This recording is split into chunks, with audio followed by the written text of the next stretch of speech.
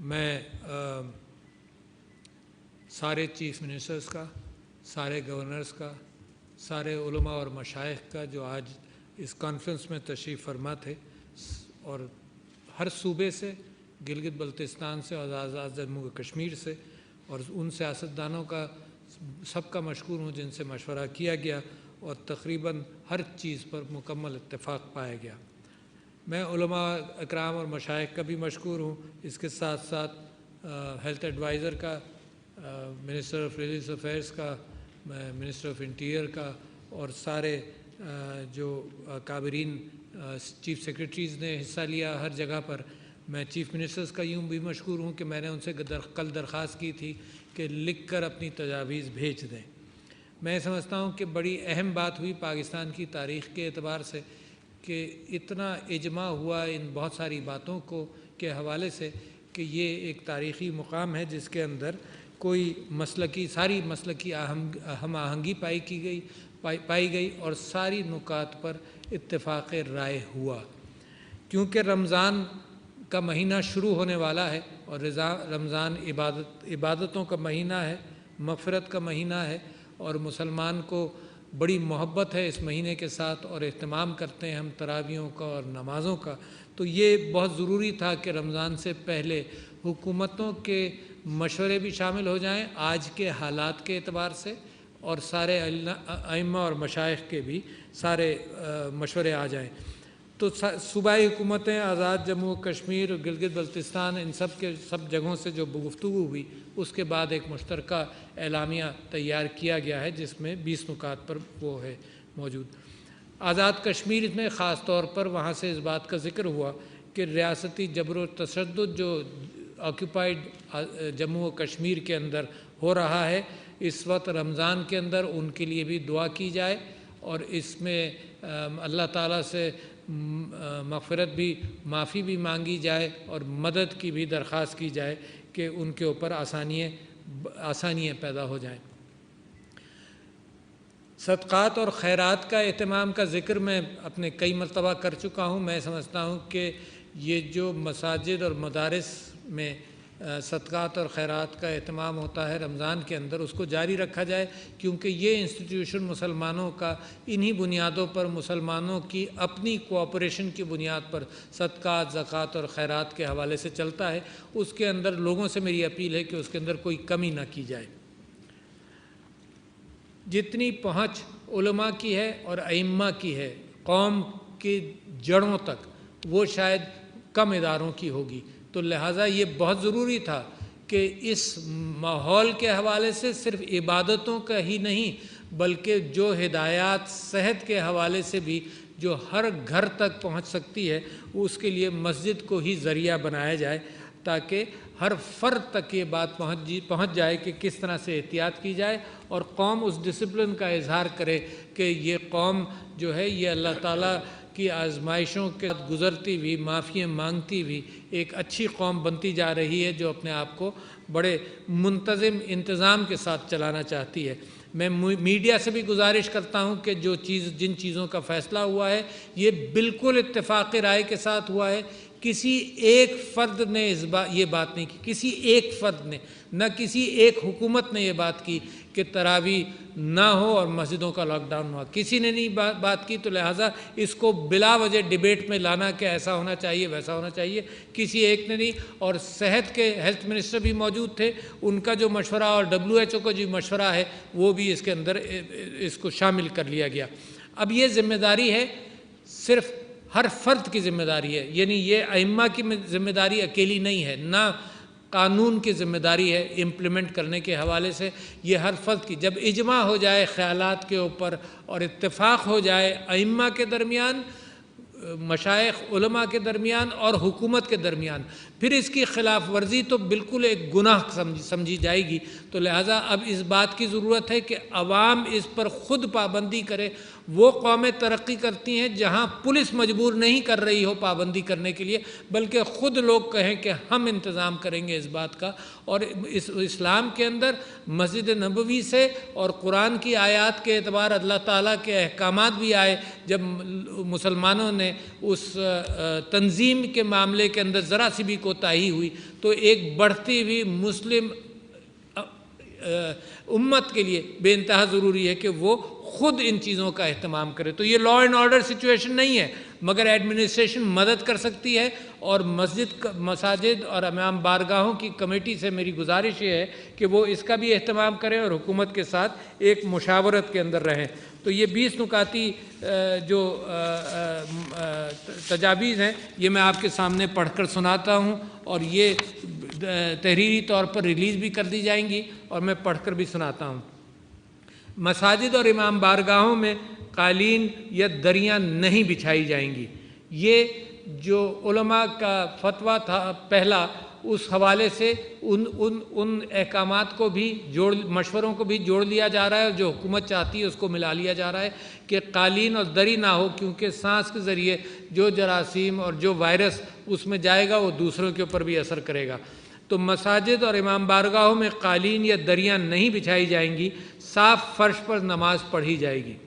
Number 2، اگر کچا، یہ تراویح کے اعتبار سے بھی ہے، فرائض کے اعتبار سے بھی ہے، جمعوں کے اعتبار سے بھی ہے، اور یہ سوشل ڈسٹنسنگ کا جو اصول ہے یہ دنیائے صحت نے اس کو اپنایا ہے۔ اس ڈسپلن میں رہتے ہوئے جو بھی کام کیے جائیں وہ سب ویسے ہی جائز ہیں، مگر اب ہم سب مہر لگا رہے ہیں سب لوگ مل کر اس بات کے اوپر کہ یہ ان اصولوں کی پابندی کر کر یہ کام کیے جائیں گے۔ جو لوگ گھر سے اپنی جانماز لا کر اس پر نماز پڑھنا چاہیں وہ ایسا ضرور کریں، اس کو انکریج کیا جا رہا ہے۔ چوتھا نقطہ ہے کہ نماز سے پیشتر اور بعد میں مجمع لگانے سے گریز کیا جائے، جو قریب بیٹھ کر کی جاتی ہے اس سے گریز کیا جائے، حالات اس بات کے متقاضی ہیں۔ جن مساجد اور امام بارگاہوں میں صحن موجود ہو وہاں ہال کے اندر نہیں بلکہ صحن میں نماز پڑھی جائے اور پڑھائی جائے۔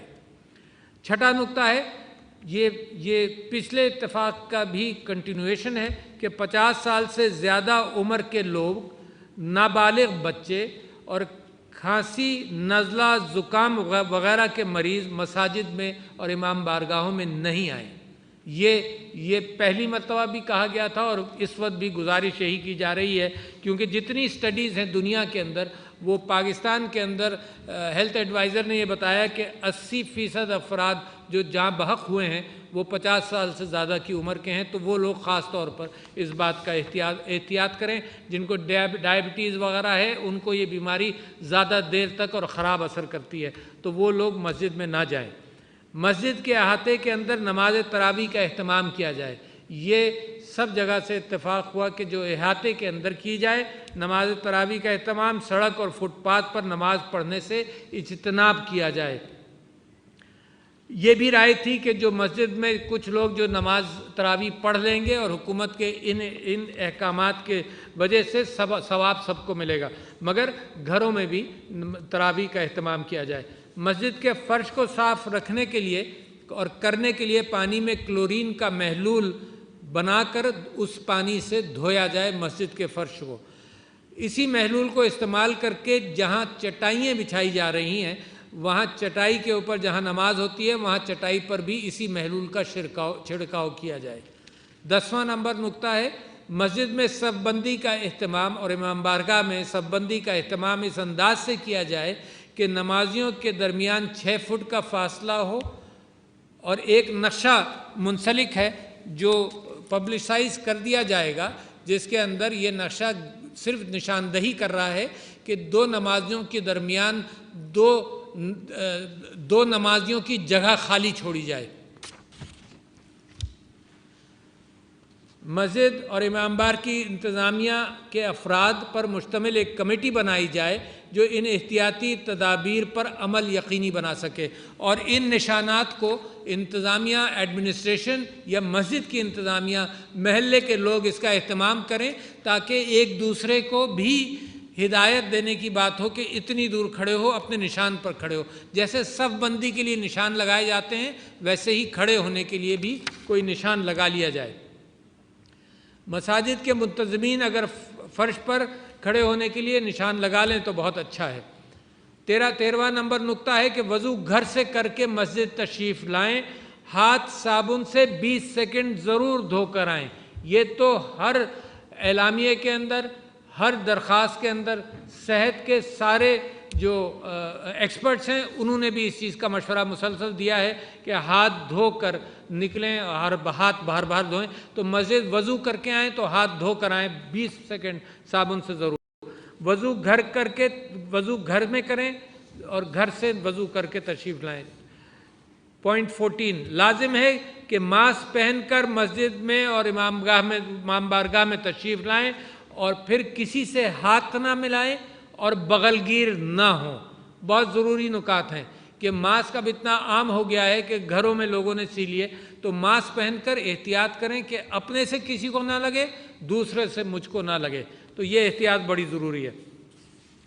پھر اپنے چہرے کو ہاتھ نہ لگائیں، اس سے گریز کریں اور گھر واپسی پر ہاتھ دھو کر یہ کر سکتے ہیں، مگر مسجد کے اندر بھی احتیاط کریں کہ چہرے کو ہاتھ نہ لگائیں، مصافحہ نہ کریں، بغل گیر نہ ہوں، فاصلے سے کھڑے ہوں. موجودہ صورتحال میں بہتر یہ ہے کہ گھر پر اعتکاف کریں، اور اس بات کا بھی امکان ہے، میرے لیے بھی، میں اپنے لیے بھی کہتا ہوں کہ موجودہ صورتحال کے اندر لوگ گھروں کے اندر تراویح پڑھیں تو وہ بھی اچھی بات ہے. حضور اکرم صلی اللہ علیہ وسلم نے گھروں میں بھی رات کی عبادت اپنے گھر میں ہی کی. 17واں پوائنٹ ہے مسجد میں افطار اور سحری کا اجتماعی انتظام نہ کیا جائے. لوگ قریب بیٹھ جاتے ہیں تو اجتماعی انتظام مسجد میں نہ کیا جائے. مسجد اور امام بارگاہ کی انتظامیہ، ائمہ اور خطیب، یہ 18واں نقطہ ہے. مسجد اور امام بارگاہ کی انتظامیہ، ائمہ اور خطیب ضلعی و صوبائی حکومتوں اور پولیس سے رابطہ اور تعاون رکھیں، اور ہر صوبے کے اندر ایک کمیٹی کی تشکیل دینے کا مشورہ ہے. یہ صوبائی ایڈمنسٹریشن کے ساتھ میں سمجھتا ہوں کہ ائمہ اور مشائخ کی، علماء کی جو کمیٹی بنائے تاکہ مسلسل رابطہ رکھا جا سکے. مساجد انتظامیہ کو ان احتیاطی تدابیر کے ساتھ اور امام بارگاہوں کی انتظامیہ کو ان احتیاطی تدابیر کے ساتھ یہ مشروط اجازت ہے کہ وہ تراویحوں کا اور فرائض نماز کا اور جمعے کا اہتمام کریں. یہ سوشل ڈسٹنسنگ کے ساتھ کریں تو دنیا میں کسی کو اس کے اوپر اعتراض نہیں ہے.